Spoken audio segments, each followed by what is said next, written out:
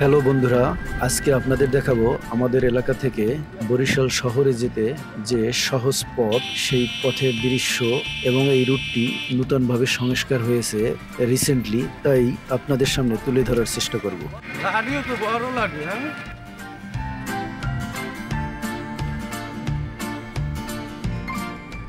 আমরা চলতে চলতে আমাদের এলাকার নদীর পাড়ে চলে আসছি এবং আমরা এখন ব্রিজে উঠব।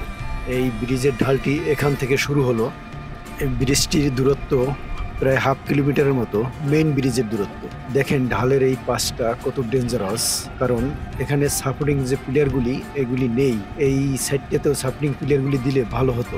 এই যে এখানে সাপোর্টিং পিলারগুলি আছে, ওইরকম সাপোর্টিং পিলারগুলি এখানে দিলেও ভালো হতো। যাই হোক, ব্রিজের যে একটি নির্দিষ্ট মেজারমেন্ট আছে, হয়তো ওই পর্যন্তই সাপোর্টিং পিলারগুলি দিয়েছেন। ব্রিজের মেইন যে পয়েন্ট, সেখানে চলে আসলাম। ব্রিজের গোড়াতেই একটি এখানে দেখেন চটপটি ফুচকার দোকান আছে, কারণ একেবারেই পরন্ত বিকেল, সূর্য অস্ত যাবে কিছুক্ষণ পরেই। তো মানুষজন আসা শুরু হয়েছে, ব্রিজে ঘুরতে আসে। প্রতিদিনই এখানে অসংখ্য লোক ঘুরতে আসে। এই চটপটির দোকানটি ব্রিজের এই পারেও থাকে এবং বিপরীত পারেও থাকে কোনো কোনো সময়।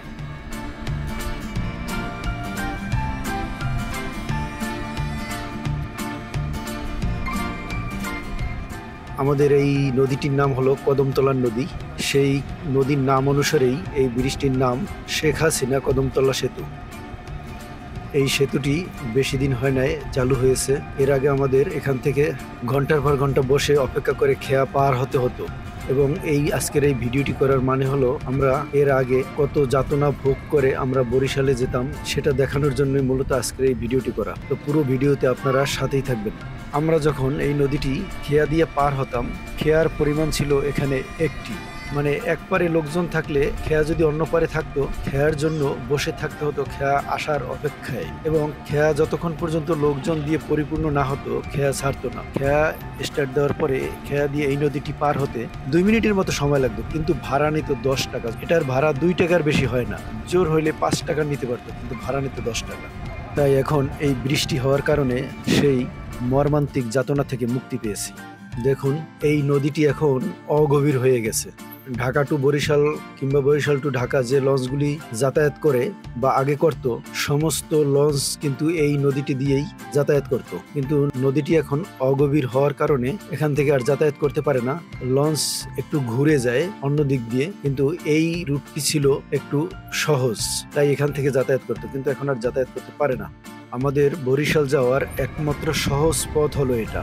আগে আমরা লঞ্চে যাতায়াত করতাম, অথবা এখান থেকে বিড়ম্বনার শিকার হয়ে ভাঙা রাস্তা দিয়ে যাতায়াত করতাম। লঞ্চে যেতে 2 থেকে 3 ঘন্টা সময় লাগতো। আর আমাদের এই রুট থেকে বরিশাল শহরের ভিতরে যেতে এখনো একটা খেয়া আছে, ওটা হলো শাস্তাবাদের খেয়া। সেই খেয়া যদি আমি খেয়ার টাইমটা বাদ দেই, তাহলে আমাদের সময় লাগে, এই ভাসানচর থেকে আমাদের সময় লাগে আধা ঘন্টা। শাস্তাবাদের এপার থেকে এই যে রুটটা, এই রুটটা থেকে 15 মিনিট, শাস্তাবাদ খেয়া পার হলে ওই রুটে লাগে 15 মিনিট, আধা ঘন্টা সময় লাগে। আর খেয়ায় যতটা সময় লাগে, খেয়ার টাইমটা তো নির্ধারিত বলা যায় না, কারণ খেয়ায় অনেক সময় বেশি সময় লাগে, কম সময় লাগে, খেয়া ঘাটে অপেক্ষা করতে হয়। তাও আমি ধরে নিলাম আধা ঘন্টার মতো সর্বোচ্চ সময় লাগে। সর্বমোট 1 ঘন্টায় আমরা বরিশাল যেতে পারি, কিন্তু লঞ্চে 2.5 থেকে 3 ঘন্টা সময় লাগতো। তাও আবার লঞ্চ ঘাট গিয়ে বসে থাকতে হতো, আবার লঞ্চ থেকে নেমেও তো আমার বরিশালের ভিতরে ঢুকতে হতো, অনেক সময় ব্যয় হতো।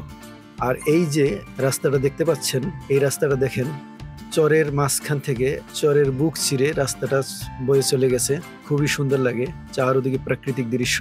এখন অবশ্য পানির পরিমাণ কম, যদিও বর্ষাকাল। তো যখন বর্ষাকালে যখন অমাবস্যা পূর্ণিমা হয়, তখন কিন্তু এই জায়গাটি হাওরের মতো লাগে, আর রাস্তাটাই শুধু দেখা যায়, চারদিকে পানিতে থই থই করে। আর কিছুদিন আগে এই রাস্তাটি তৈরি হয়েছে।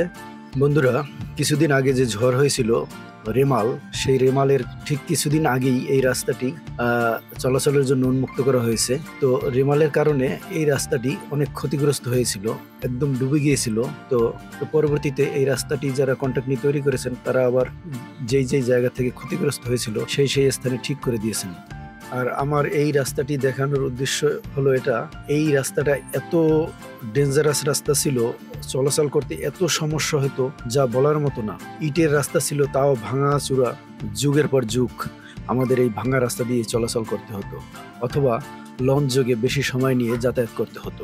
এই রাস্তা দিয়ে শুধু যে আমরা ভাষাঞ্চলবাসী শুধু চলাচল করি তা কিন্তু না, পুরো কাজিরহাট থানার লোকজন এই রাস্তা দিয়ে চলাচল করে এবং হিজলা মুলদির কিছু লোকও এই রাস্তা দিয়ে চলাচল করে। এটার বয়সে এই প্রথম পিচ ঢালাই রাস্তা, তাই আপনাদের সাথে এই রাস্তাটি শেয়ার করার উদ্দেশ্য। রেমালের কারণে কিন্তু এই ছোট বৃষ্টির গোড়া দিয়ে বেশি ক্ষতিগ্রস্ত হয়েছিল।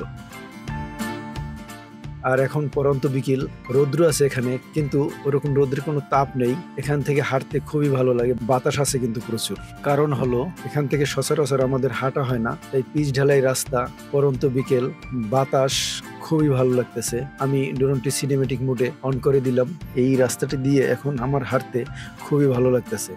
বিকেলবেলা বাতাস লাগতেছে। আমি এখন হাঁটছি, সামনের দিকে আগাচ্ছি, মানে আমি বাড়ির দিক থেকে আসছিলাম, এখন আবার বাড়ির দিকে তথা ব্রিজের দিকে যাব হেঁটে হেঁটে। আপনারা আমার সাথেই থাকুন, দেখুন রাস্তাটি খুবই সুন্দর লাগতেছে, কারণ চারিদিকে এই রাস্তার দুই পাশে কোনো বাড়িঘর নেই। কিন্তু দেখুন এখন এটা কিন্তু একটা চর, এখানে কিন্তু বিকেলবেলা ঘুরতে আসলে এখন খুবই ভালো লাগে।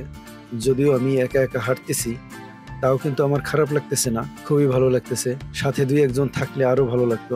এখানে আমি আসার আগে কয়েকজন দেখলাম একসাথে কয়েকজন বন্ধু এখানে ঘুরতে আসছে, বাইক নিয়ে। ওরা বাইকে করে ঘুরতে আসছে, ছবি টবি তুললো। হাওরের মতো অনেকটা, যদিও এখন পানি নেই তাই পুরোপুরি হাওরের মতো লাগতেছে না। বর্ষাকালে অমাবস্যা অথবা পূর্ণিমায় পুরো এই এলাকাটা তলিয়ে যায়, শুধু রাস্তাটিই থাকে। এটা আবার শুকনার সিজনে কিন্তু অমাবস্যা পূর্ণিমাতে এই চরে পানি ওঠে না, শুধুমাত্র বর্ষাকালেই অমাবস্যা এবং পূর্ণিমাতে এই চরটিকে হাওরের মতো লাগে। বন্ধুরা, আপনাদের কাছে কিছুক্ষণ আগে আমি লঞ্চ যোগে যাতায়াতের কথা শেয়ার করেছিলাম। অবশ্য এই রাস্তাটি পিচ ঢালাইয়ের পরে লঞ্চ যোগের সেই লঞ্চ রুটটি এখন আর চলাচল করে না, মানে লঞ্চ এখন আর চলে না, কারণ লঞ্চে যাত্রী হয় না।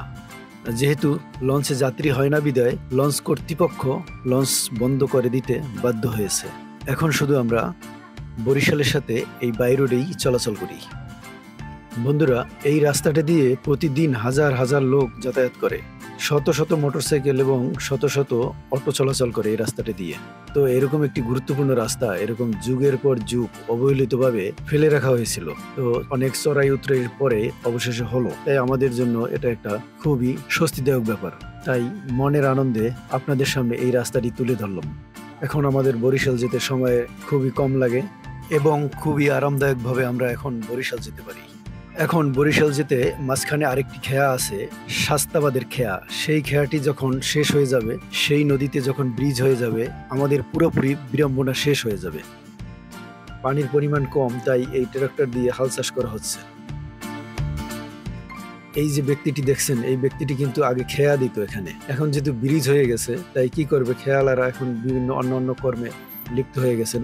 খেয়া কিন্তু এই ব্যক্তিটি একা দিতেন না, 2-3টা গ্রুপ ছিল, তার ভিতরে উনি একজন। সপ্তাহে এক দিন ভাগ করে নিতেন।